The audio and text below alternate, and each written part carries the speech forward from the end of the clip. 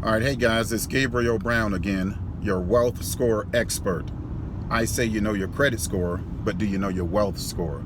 I want to give a quick tip on promotional inquiries. And this is something you've never heard before. Why should you watch the promotional inquiries on your consumer report? You won't see them on your credit report.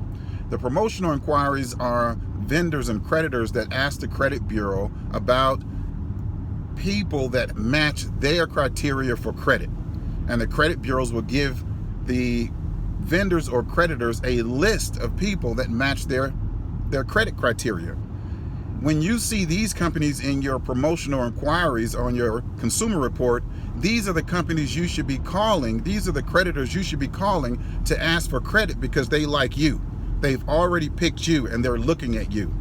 That's your tip for the day, why you should use promotional inquiries to your advantage.